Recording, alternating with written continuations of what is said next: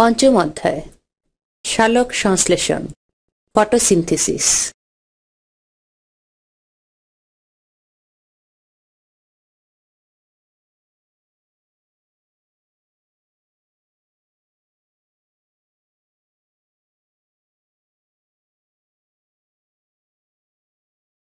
শিখন ফল। এই অধ্যায় শেষে আমরা উদ্ভিদ কিভাবে খাদ্য প্রস্তুত করে ব্যাখ্যা করতে পারব। সালোক সংশ্লেষণের উপরে জীবজগতের নির্ভরশীলতা ব্যাখ্যা করতে পারব।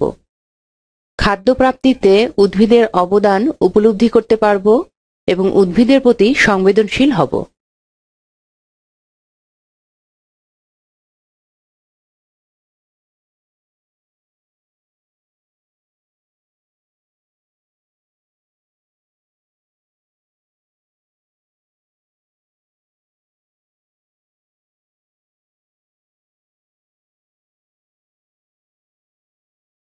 সালোক সংশ্লেষণের ভূমিকা।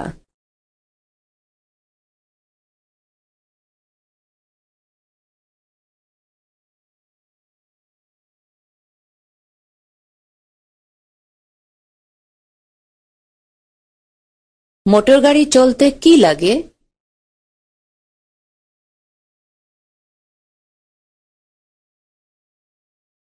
জ্বালানি।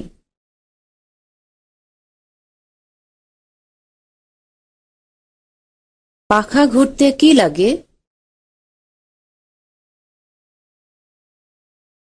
বৈদ্যুতিক শক্তি। মানুষ কেন খায়? শক্তি পাওয়ার জন্য।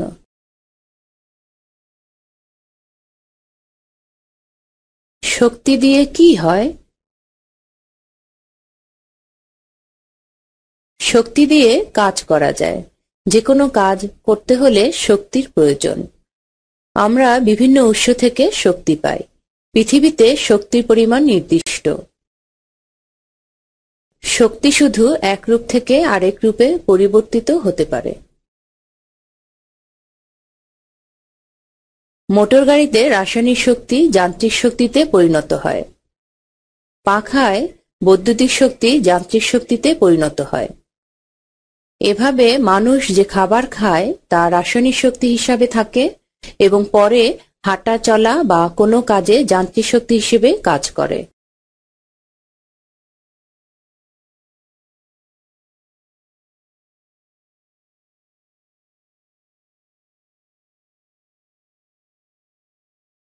মানুষ যে শক্তি পায় তা বিভিন্ন ধাপে স্থানান্তরিত হয়ে আসে।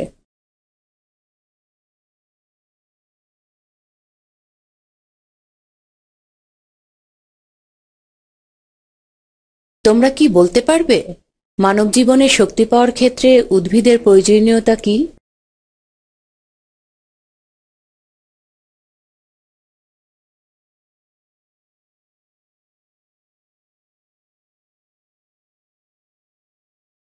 আমরা এখন শক্তি স্থানান্তরের ধাপগুলো দেখব।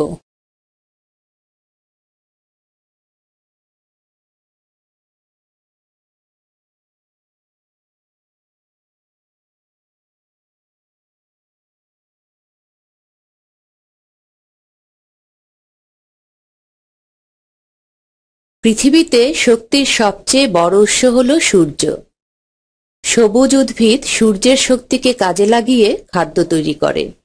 এই খাদ্য তৈরির প্রক্রিয়াকে সালোক সংশ্লেষণ বলে।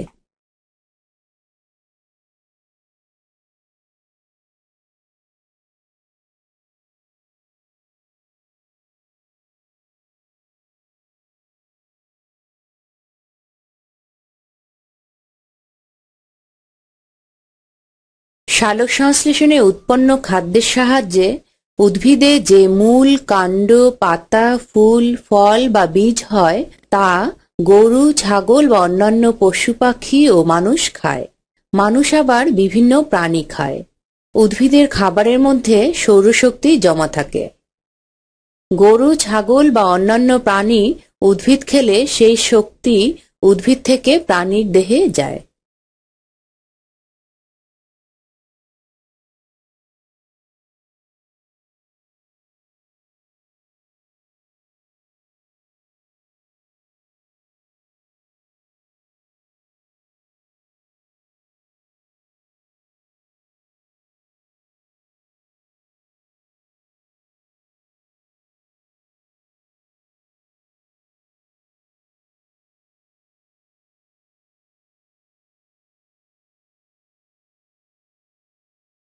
মানুষ, উদ্ভিদ ও প্রাণী খেলে তাদের মধ্যে জমে থাকা শক্তি মানুষের দেহে যায়। এভাবে শক্তি এক দেহ থেকে আরেক দেহে যায়।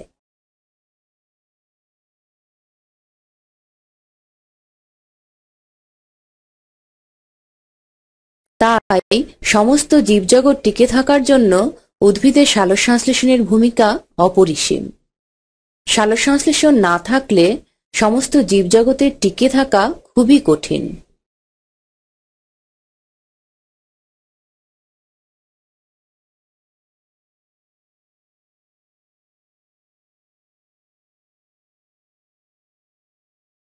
সালোকসংশ্লেষণ কি? দৃশ্যটি ভালোভাবে লক্ষ্য করি। দৃশ্যটিতে কি ঘটছে তা নিচের প্রশ্নের আলোকে দলে আলোচনা করে খাতায় লিখে শ্রেণীতে উপস্থাপন করি। প্রক্রিয়াটিতে কি কি জিনিসের প্রয়োজন হয়? প্রক্রিয়াটির ফলে কি উৎপন্ন হয়? পানি কোথা থেকে আসে? কার্বন ডাই অক্সাইড কিভাবে পাতার ভেতরে প্রবেশ করে? উৎপন্ন গ্লুকোজের কি হয়?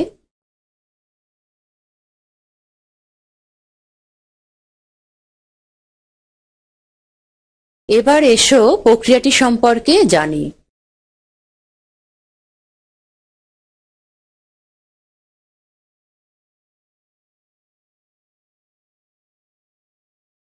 উদ্ভিদের পাতার সবুজ প্লাস্টিডকে ক্লোরোপ্লাস্ট বলে। ক্লোরোপ্লাস্টে ক্লোরোফিল নামে একটি পদার্থ থাকে। ক্লোরোফিলের ভেতরে সূর্যের আলো, পানি এবং কার্বন ডাই অক্সাইড প্রবেশ করে এবং অক্সিজেন ও গ্লুকোজ উৎপন্ন হয়। এই প্রক্রিয়াই সালোকসংশ্লেষণ। উৎপন্ন গ্লুকোজ উদ্ভিদ খাদ্য হিসেবে ব্যবহার করে এবং অক্সিজেন প্রকৃতিতে ছেড়ে দেয়।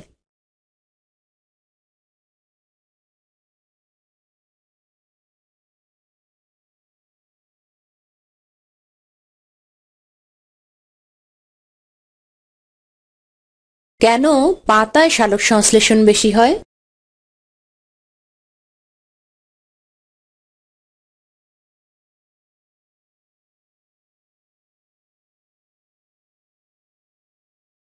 পাতা চ্যাপ্টা ও প্রসারিত হওয়ায় বেশি পরিমাণ সূর্যরশ্মি এবং প্রচুর কার্বন ডাই অক্সাইড গ্যাস শোষণের উপযোগী। পাতার কোষগুলোতে ক্লোরোপ্লাস্টের সংখ্যা অনেক বেশি। ক্লোরোপ্লাস্টের মধ্যে ক্লোরোফিল থাকে। পাতায় অসংখ্য পত্ররন্ধ্র থাকায় কার্বন ডাই অক্সাইড ও অক্সিজেনের বিনিময় সহজেই ঘটে।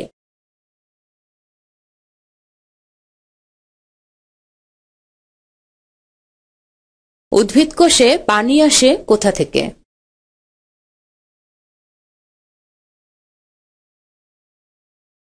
স্থলজ উদ্ভিদ মাটির পানি মূলরোম দিয়ে অভিস্রবণ প্রক্রিয়ায় উদ্ভিদের পাতা ও অন্যান্য সবুজ অংশে নিয়ে আসে।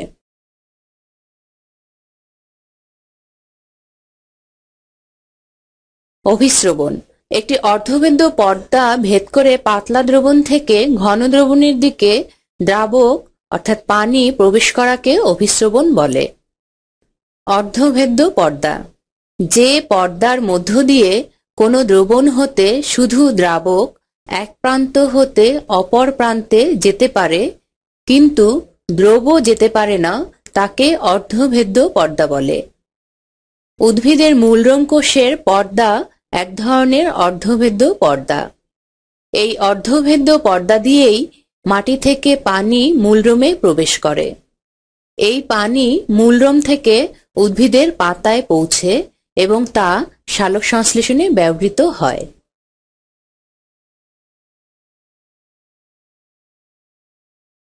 সালোকসংশ্লেষণ বিক্রিয়া চালনার শক্তি উদ্ভিদ কোথা থেকে পায়?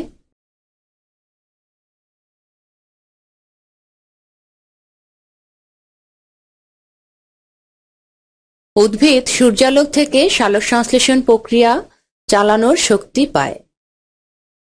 সালোকসংশ্লেষণ প্রক্রিয়াটি দুটি পর্যায়ে সম্পন্ন হয়: আলোক পর্যায়, অন্ধকার পর্যায়। সালোকসংশ্লেষণের প্রথম পর্যায়ের বিক্রিয়াগুলো আলোকের সাহায্যে সংঘটিত হয় বলে এটি আলোক পর্যায়। দ্বিতীয় পর্যায়ে আলোর সরাসরি প্রয়োজন হয় না বলে এটি অন্ধকার পর্যায়।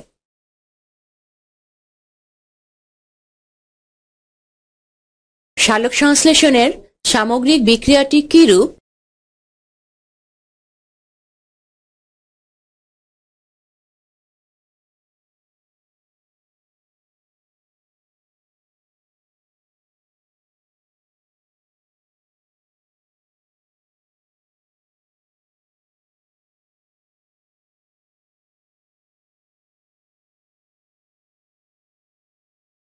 সালোকসংশ্লেষণে অক্সিজেন নির্গমন পরীক্ষা। নিচের মতো করে পরীক্ষাটি করি। উপকরণ: একটি বিকার, হাইড্রিলা উদ্ভিদ, পানি, একটি ফানেল, একটি টেস্ট টিউব ও দিয়াশলাই।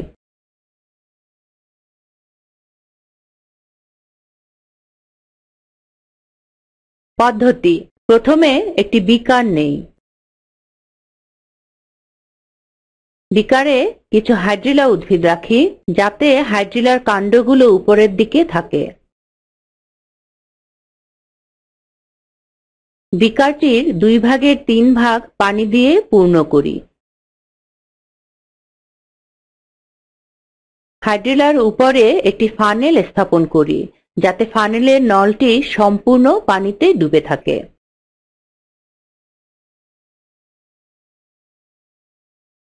একটি পানিপূর্ণ টেস্ট টিউব বৃদ্ধাঙ্গুলি দিয়ে বন্ধ করে ফানেলের উপর উল্টিয়ে স্থাপন করি। লক্ষ্য রাখতে হবে যেন টেস্ট টিউব থেকে পানি বের না হয়। এরপর সম্পূর্ণ বিকারটি সূর্যালোকে রাখি।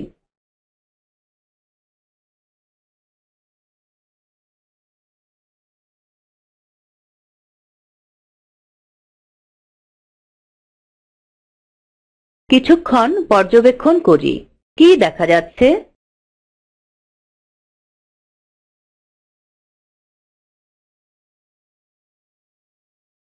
পর্যবেক্ষণ: হাইড্রিলা উদ্ভিদগুলোর কাটা অংশ দিয়ে বুদবুদ আকারে গ্যাস টেস্ট টিউবের উপরের অংশে জমা হচ্ছে এবং পানি নিচে নেমে যাচ্ছে। টেস্ট টিউবটি গ্যাসে পূর্ণ হলে বৃদ্ধাঙ্গুল দিয়ে বন্ধ করে বিকার থেকে বাইরে নিয়ে আসি। দিয়াশলাইয়ের একটি জ্বলন্ত কাঠি টেস্ট টিউবের মুখে প্রবেশ করাই এবং কাঠিটি ধপ করে জ্বলে উঠল।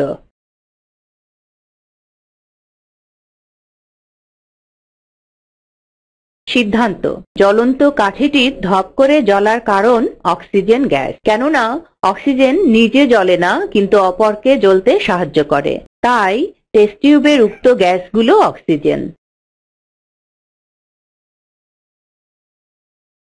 জেনে রাখা ভালো, এই পরীক্ষায় হাইড্রিলা ছাড়াও যে কোনো নিমজ্জিত জলজ উদ্ভিদ, ভাসমান জলজ উদ্ভিদও ব্যবহার করা যেতে পারে।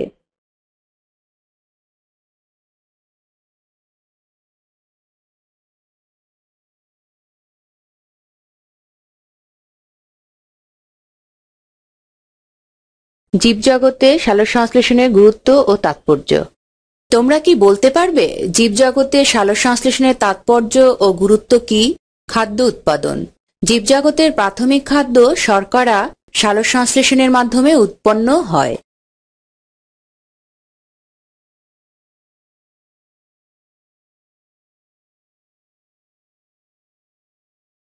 শ্বসন প্রক্রিয়া: সালোকসংশ্লেষণের মাধ্যমে উদ্ভিদ খাদ্য উৎপাদন করে। সেই খাদ্য শ্বসনের মাধ্যমে দেহে শক্তি উৎপাদন করে। সূর্য হচ্ছে শক্তির মূল উৎস। খাদ্য তৈরির সময় উদ্ভিদ এই শক্তিকে রাসায়নিক শক্তিতে পরিণত করে স্থিতিশক্তি হিসাবে জমা রাখে। কোষের খাদ্যের সাথে অক্সিজেন যখন বিক্রিয়া করে তখন এই স্থিতিশক্তি জৈবিক কাজের উপযোগী শক্তিতে পরিণত হয়। এই প্রক্রিয়াকে শ্বসন বলে।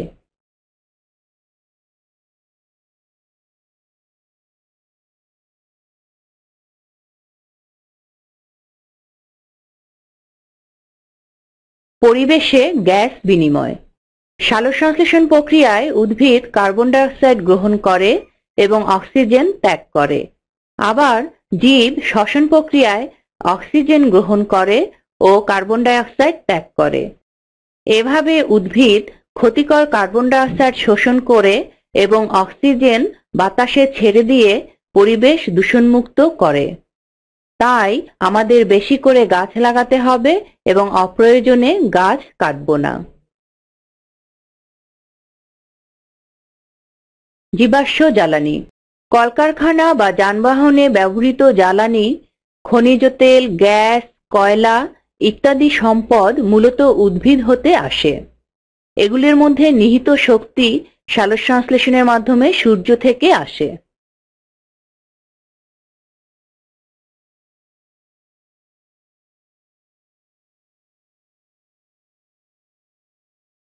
মূল্যায়ন। ছকে থাকা বাক্যগুলোর সাথে বক্সে থাকা বাক্যগুলোর মিল করি।